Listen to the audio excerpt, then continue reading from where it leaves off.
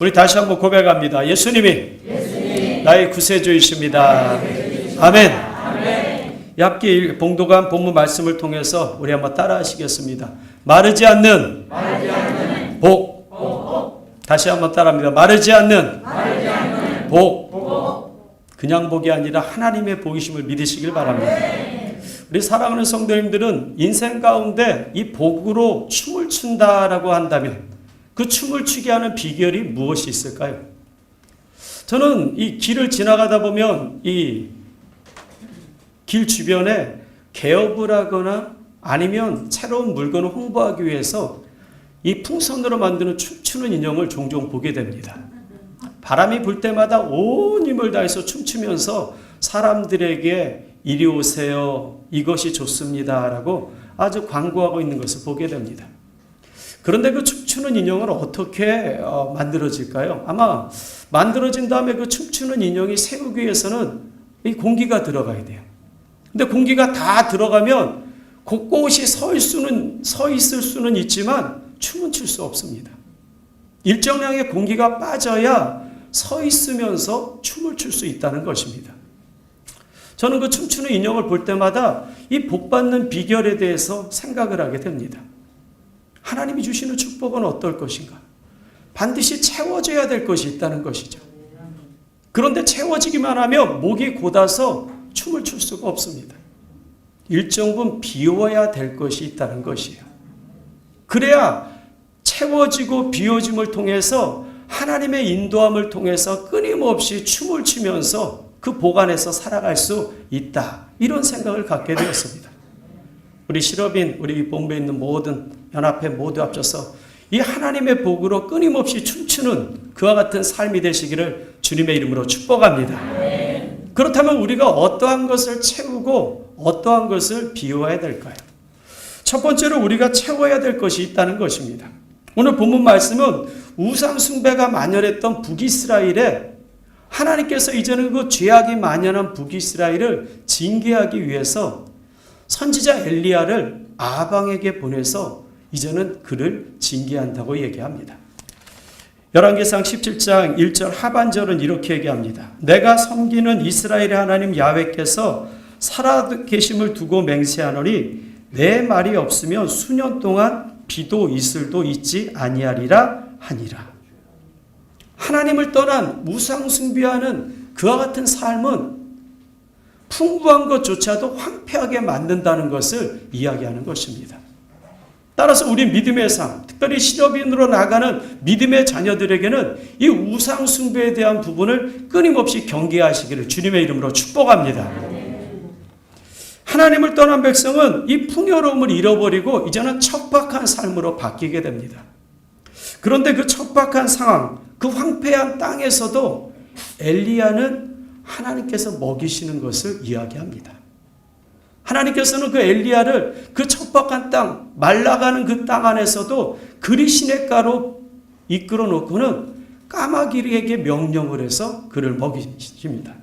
열왕기상 17장 6절입니다.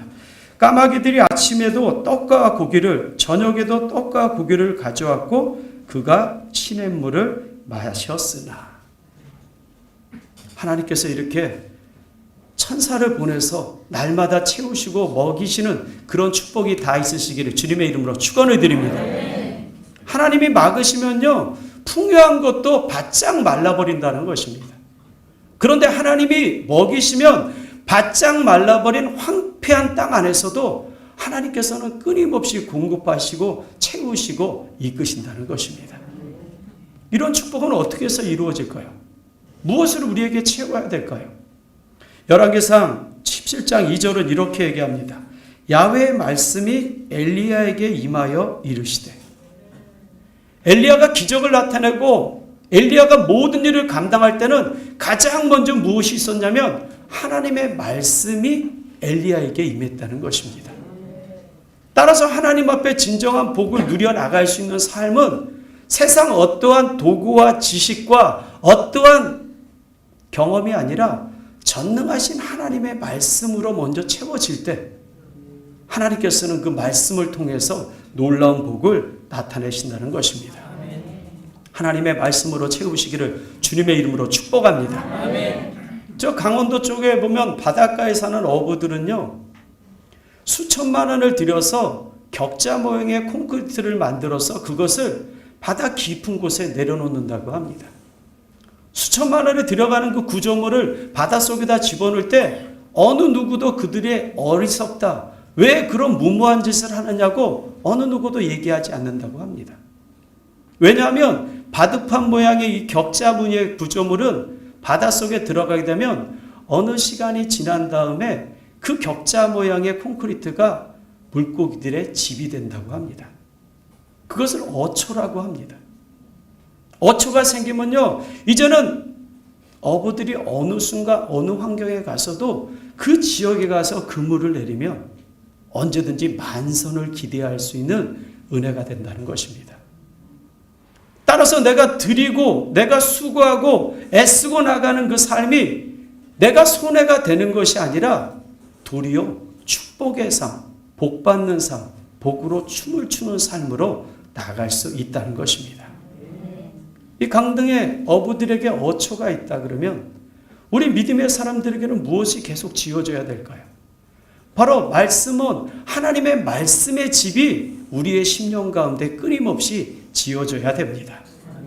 내가 말씀으로 심령 속에 끊임없이 채워지고 내 말씀으로 심령 속에 끊임없이 가득 차게 되면 그때부터 하나님의 말씀이 들리게 됩니다.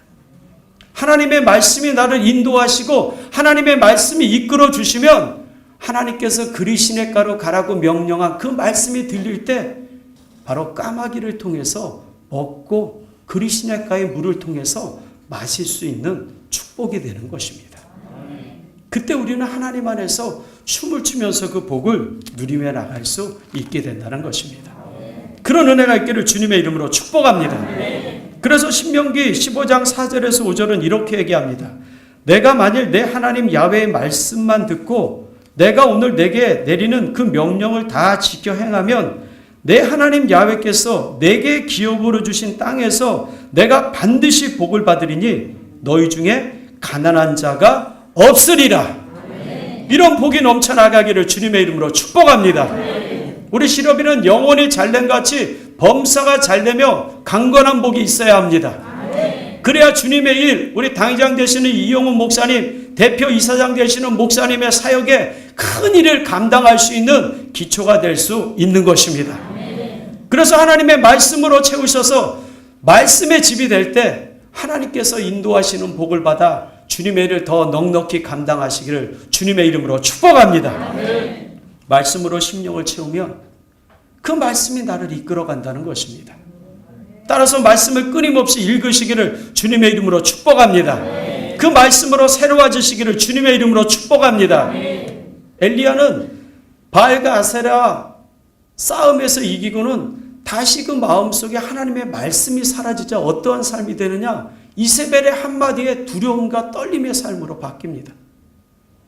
그래서 갈멜산에서 부엘세바, 위치로 얘기하면 저 백두산에서 저 부산으로 도망을 가서는 이제는 나는 살 수 없다고, 나는 이제는 조상보다 낫지 못하다고 죽음을 달라고 이야기합니다. 그런데도 하나님은 하나님의 택한 백성을 하나님 먹이십니다. 40주야 그가 호렙산에 갈 수 있게끔 먹이시고 입히신 다음에 호렙산으로 다시 부르십니다. 그리고는 바람 가운데, 불 가운데, 지진 가운데, 이 무엇입니까? 다 구약에 얘기하는 하나님의 임재 현상입니다. 그런데 그곳에서 엘리야는 하나님을 느끼지 못합니다. 그런 엘리야에게 하나님께서 세밀하게 말씀하십니다. 심령 속에 하나님의 말씀으로 세밀하게 그를 일으켜 세우자 그가 그 처절한 우울증과 절망감에서 일어납니다. 그리고는 다시 소명을 받고 사명을 받게 됩니다. 그래서 북이스라엘에 예후에게 기름을 부어 왕으로 세우고요. 하사엘에게 아람왕 하사엘에게 기름을 부어 왕으로 세우고요. 엘리사에게 기름을 부어서 자신의 후계자로 삼게 됩니다. 들리지 않았던 두려움에 떨었던 그 심령 속에 하나님의 세미한 음성이 울려 퍼질 때 그가 다시 한번 주님 앞에 일어날 수 있는 것과 같이 끊임없이 하나님의 말씀으로 내 삶을 얹혀 하나님의 집으로 만들어 나간다면 그 말씀이 또 다른 능력의 축복으로 우리를 하나님의 복으로 춤추는 삶으로 이끌어주리라 믿습니다. 그런 복을 누리시길 주님의 이름으로 축복합니다. 두 번째로, 그렇다면 우리가 하나님의 복으로 춤추기 위해서는 무엇이 필요할까요? 비워야 할 것이 있다는 것입니다. 가뭄으로 그리 시냇가가 마르자 하나님은 다시 엘리야에게 말씀을 전하십니다. 열왕기상 17장 8절에서 9절입니다. 야훼의 말씀이 엘리야에게 임하여 이르시되 너는 일어나 시돈에 속한 사르밧으로 가서 거기 머물라. 내가 그곳 과부에게 명령하여 내게 음식을 주게 하였느니라. 엘리야는 하나님의 말씀을 따라 이제는 시돈 땅, 이방 땅으로 갑니다. 수많은 사람들이 3년 반에 이제 가뭄이 시작되는 그 어려운 2년 가까이 지난 그 가뭄에 두 살 베이가 하늘에서 내리는 비라는 것을 하나도 본 적이 없는 2살까지 자랄 때까지 하늘에서 내리는 비를 보지 못하는 그 상황과 여건, 그 황폐한 땅에 하나님은 이스라엘 땅에 이스라엘 백성을 먹인 것이 아니라 이방 땅인 시돈으로 가서 사르밧 과부를 만나라고 합니다. 엘리야는 그곳에 가서 하나님의 말씀에 순종합니다. 그 순종이 엘리야를 끊임없이 먹이는 것입니다. 엘리야는 사르밧 시돈 땅에 가서 사르밧 과부를 딱 보자 그 마음과 심령이 그렇게 편하지 않습니다. 그 여인을 만나 물 좀 갖고 오라고 합니다. 그런데 희한하게 가뭄으로 사람들이 다 힘이 들 텐데도 그 여인은, 그 과부는 가서 물을 가지러 가려고 합니다. 그러자 거기에 더불어 엘리야는 떡도 좀 만들어 오라고 합니다. 그러자 그 여인이 절망에 처해서 당황하며 이렇게 얘기합니다. 열왕기상 17장 12절입니다. 그가 이르되 당신의 하나님 야훼께서 살아계심을 두고 맹세하노니 나는 떡이 없고 다만 통에 가루 한 움큼과 병에 기름 조금뿐이라.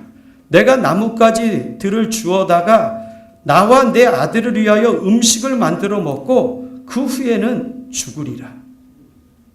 여인의 처절한 상황은 어떠한 상황입니까? 이제는 조금 남은 밀가루로 뭔가를 만들어 먹고는 그 아들과 죽을 것을 기다리는 처절한 절망의 순간이라는 것입니다.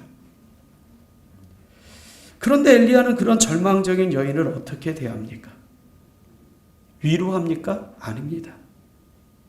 그를 격려합니까? 아닙니다.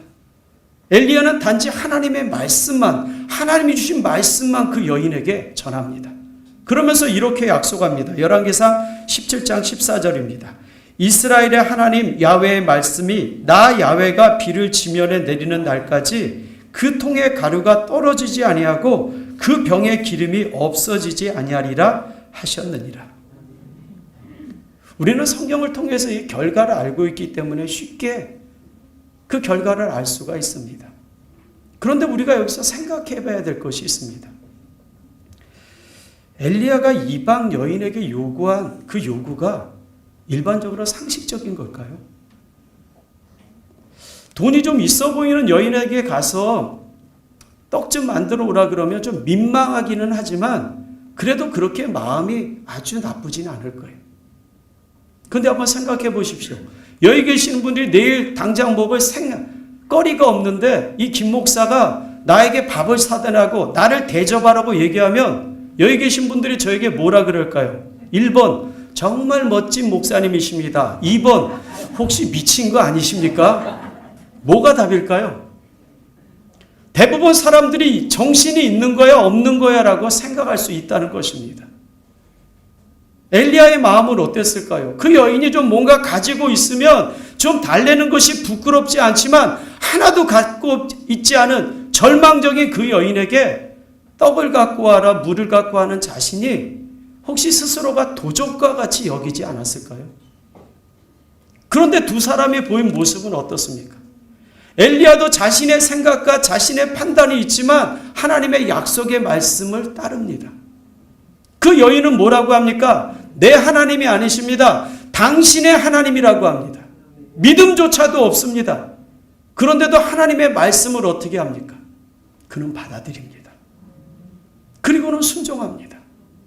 하나님의 축복을 받기 위해서는 내 생각과 내 주장과 내 견해를 내려낼 때가 있다는 것입니다. 내 삶이 없고 내 삶이 가진 것이 없을지라도 하나님의 뜻이고 하나님의 영광을 위한다면 내놓을 줄 아는 삶이 될 때 그것이 진정한 축복의 삶으로 변화될 수 있다는 것입니다. 한번 생각해 보시기 바랍니다. 엘리야가 그 여인의 환경을 바라보고 도저히 하나님, 나는 저 여인에게 물이나 떡을 가지고 오게 할 수 없습니다 라고 얘기했다면 기적이 일어났을까요? 기적이 일어나지 않습니다. 그 여인이 엘리야의 말에 미쳤습니까? 라고 거부를 했다면 자신이 받을 수 있는 마르지 않는 축복을 걷어차는 삶이 될 수밖에 없었다는 것입니다. 하나님의 축복은요, 하나님의 말씀에 따라서 하나님이 원하시는 대로 이끌어 나갈 때 진정한 복이 있게 된다는 것입니다. 우리 시력원들이 삶이 어렵고 내 환경이 이 엘리야가 찾아간 사르밧 가구와 같은 연약한 삶이 있을지라도 진정으로 하나님의 영광과 뜻이라는 것이 내 마음속에 있으면 내놓을 줄 아는 삶이 되어야 된다는 것입니다. 시력인의 부흥을 위해서 하나님의 은혜를 생각하면서 작은 것이라고 내놓을 때 우리는 오병이어의 기적을 주님을 통해서 맛볼 수 있게 되는 것입니다. 그런 은혜가 주님의 이름으로 넘치시기를 축복합니다. 그래서 성경은 우리에게 이렇게 명령합니다. 고린도후서 10장 5절입니다. 모든 이론을 무너뜨리며 하나님 아는 것을 대적하여 높아진 것을 다 무너뜨리고 모든 생각을 사로잡아 그리스도에게 복종하게 하니.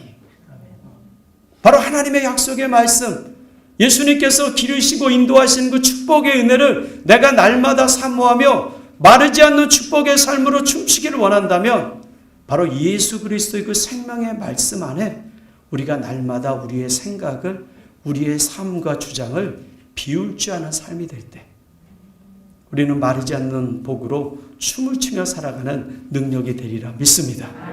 그런 복을 다 누리시기를 주님의 이름으로 축복합니다. 그렇다면 하나님 앞에 우리가 채우고 우리가 비웠다면 세 번째 우리는 어떻게 해야 될까요? 우리는 따라합니다. 받아야 합니다. 오늘 무엇을 받아야 할까요? 마르지 않는 복을 받아야 합니다. 오늘 열왕기상 17장 16절입니다. 야훼께서 엘리야를 통하여 하신 말씀과 같이 통의 가루가 떨어지지 아니하고 병의 기름이 없어지지 아니하니라.